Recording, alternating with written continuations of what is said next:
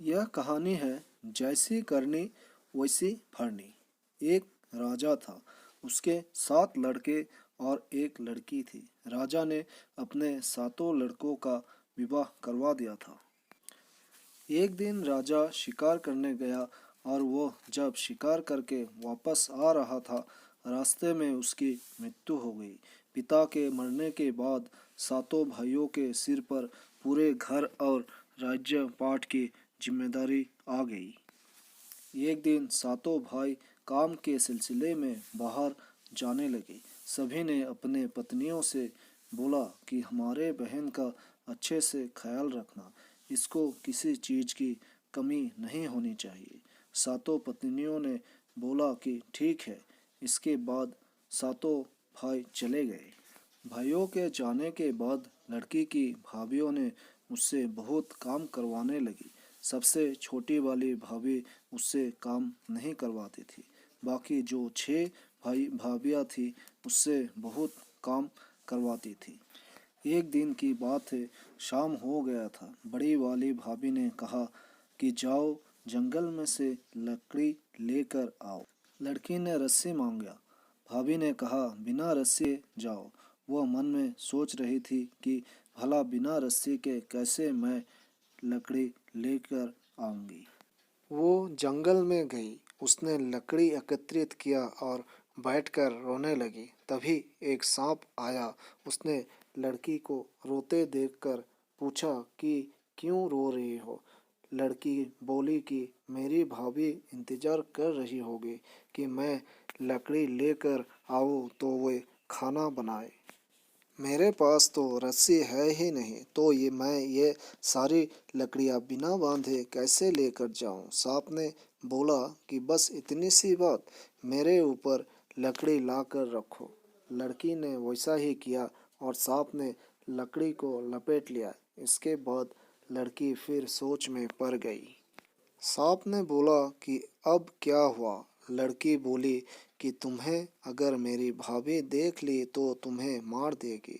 सांप ने बोला कि चिंता मत करो, मुझे ले जाकर आंगन में छोड़ देना, मैं नाली से निकल जाऊंगा।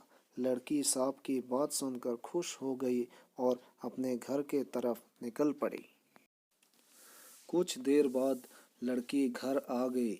उसे घर जाने में रात हो गई थी। उसके देरी से आने की वजह से उसकी भाभी ने उसे खाना नहीं दिया।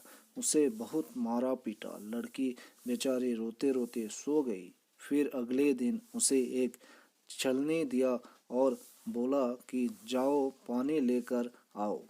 लड़की नदी के किनारे जाकर पानी भरने की कोशिश कर रही थी, परंतु सारा पानी गिर रहा था। वह वहीं पर बैठकर रोने लगी। तभी अचानक एक मेंढक आया। वो लड़की को देखकर पूछा क्यों रो रही हो।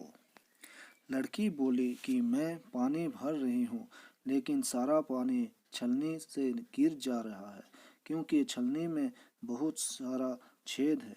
मेंढक ने उसे एक उपाय बताया और बोला कि बस इतनी सी बात। उसने अपने सारे मेंढक को बुलाया और उस छलनी में बैठ गए और बोला कि घर ले जाकर एक बाल्टी में रख देना। हम सारे मिलकर उस बाल्टी में पेशाब कर देंगे और बाल्टी भर जाएगा। उसके बाद हम लोग वहाँ से चले जाएंगे। लड़की ने वैसे ही किया। उस लड़की की भाभी हर रोज ऐसे ही उटपटांग काम कुछ न कुछ करने के लिए देती थी। एक दिन की बात है, उस लड़की को एक काला रंग का कंबल दिया और बोला कि जाओ, जब तक ये कंबल सफ़ेद नहीं हो जाए घर लौट के मत आना। लड़की बोली ठीक है। लड़की कंबल लेकर चली जाती है और नदी के किनारे बैठकर उसे धोती है। वह छोटी लड़की उसे धोती गई, परंतु वो सफ़ेद होता ही नहीं। काला है तो काला ही ना रहेगा, सफ़ेद थोड़ी ना होगा। लड़की को 2 दिन हो गए। वह बिना कुछ खाए पिए बैठी रही और फूट फूट कर रो रही थी। तभी उसके सातों भाई नदी के पास वाले जंगल से होते हुए बाहर से लौट कर आ रहे थे। सातों भाइयों को किसी लड़की की रोने की आवाज़ सुनाई दिया। वे नदी के किनारे पहुंच गए। अपने बहन को उस हालत में देखकर उन सभी भाइयों का दिमाग खराब हो गया और पूछा कि बहन, ये हालत किसने किया। उस छोटी लड़की ने सब कुछ बताया। इसके बाद सातों भाइयों ने बहन को साथ लेकर घर गए और बहन को बाहर ही कहीं छुपा दिया और बोला कि जब तक हम में से कोई ना आए यहाँ से कहीं मत जाना। इसके बाद वो घर के अंदर चले जाते हैं।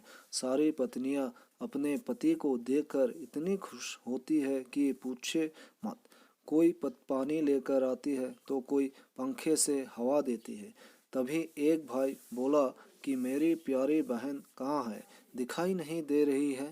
तभी एक भाभी बोलती है, यहीं पर कहीं खेल रही होगी। तुरंत दूसरी भाभी बोली, अभी दूध भात खाकर यहीं कहीं खेल रही थी। तभी एक पत्नी बोली कि आप लोग पहले खाना खाइए, वो आ जाएगी। एक भाई बाहर जाता है और अपने बहन को अंदर लेकर आता है और अपनी पत्नी से पूछते हैं कि यही दूध भात खाई है, अगर खाई होती तो ये हालत नहीं रहती। मेरी बहन की क्या हालत हो गई है। सारी पत्नियां कुछ नहीं बोलती है। तब छोटी लड़की बोलती है कि सबसे छोटी वाली भाभी ने कुछ नहीं किया है, बाकी सारी भाभी ने बहुत सताया और काम करवाया है। सारे भाइयों ने मिलकर अपने पत्नियों को घर से बाहर निकाल दिया और सबसे छोटी वाली पत्नी रह गई। उसके बाद सारे मिलकर राजपाट चलाने लगे। कहावत है ना, अगर हम किसी के लिए गड्ढा खोद कर रखे हैं तो हमारे लिए भी कहीं गड्ढा खोद कर रखा होगा। दूसरे के चक्कर में हम इंसान स्वयं गिर जाते हैं। कहानी अच्छी लगी हो तो लाइक शेयर करें और चैनल में पहली बार है तो चैनल को सब्सक्राइब करना ना भूलें। Thank you.